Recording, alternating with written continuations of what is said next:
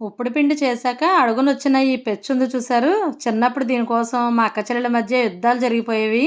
భలే రుచిగా ఉంటుంది కదా! అలా సిబ్లింగ్స్‌తో కొట్టుకుంటూ తింటుంటే. మీరు కూడా అంతేనా? ఎప్పుడు హెల్తీ ఫుడ్ అనే నేను ఇవాళ ఏంటో మరి ఆవకాయ కలుపుకొని ఉప్పుడు పిండి తినాలని బాగా అనిపించి చేసుకొని తినేసాను. ఈ పెచ్చు కూడా భలే కరకరలాడుతూ వచ్చింది. మొత్తానికి ఇవాళ పొద్దున్న టిఫిన్ అమృతం అంతే. మా చిన్నప్పటి నుంచి మా అమ్మ చేసే రెగ్యులర్ టిఫిన్ ఈ బియ్యపు రవ్వ ఉప్పుడు పిండి. రాని వాళ్ళ కోసం చెప్తున్నాను.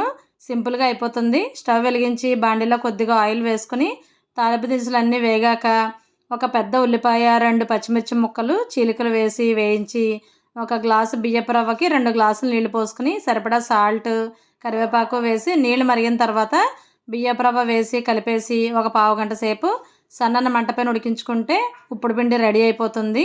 అడుగున పెచ్చు మంచి క్రిస్పీగా రావాలి అంటే స్టవ్‌ని మీడియం మంట పైన పెట్టి ఒక 5 నిమిషాలు ఉడికించుకుంటే పెచ్చు భలే రోస్ట్‌గా వస్తుంది.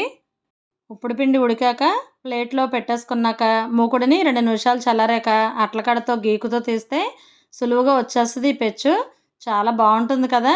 మళ్ళా కామెంట్స్‌లో ఈ మూకుడు ఏంటక్క అలా ఉంది అని అడక్కండి. ఇది ఉప్పుడు పిండి చేసుకునే మూకుడు. ఇందులోనే ఈ పెచ్చు చాలా టేస్టీగా వస్తది. నా పెళ్ళయ్యాక మా అమ్మ ఇచ్చిన మూకుడు అల్యూమినియంది. ఇదొక్కటే ఇందులో చేస్తాను. ఇలా వేడి వేడి ఉప్పుడు పిండిలో ఆవకాయ కలుపుకొని అందులో మామిడల్లా నంచుకొని తింటే సూపర్‌గా ఉంటది. మళ్ళీ మామిడల్లో ఏంటక్క అని అడక్కండి. అదేంటో ఎలా చేయాలో రీసెంట్‌గా చేసిన వీడియోస్‌లో రెసిపీ ఉంది చూడండి. నచ్చిన వాళ్ళు చేసుకొని తినండి. అంతే. ఆవకాయ అన్నం తిన్నాక పొట్టలో వేడి చేయకుండా కొద్దిగా చద్దన్నం ఉంటే అందులో మజ్జిగ వేసుకొని, ఉల్లిపాయ ముక్కలు వేసుకొని మళ్ళీ ఇంకొక రౌండ్ వేసాను. ఆత్మారాముడు మొత్తానికి శాంతించాడు. ఇవాళ మీకు కూడా ఇష్టమైన ఉప్పుడు పిండి, పెచ్చు, ఆవకాయ కాంబినేషను కామెంట్ పెట్టండి మరి.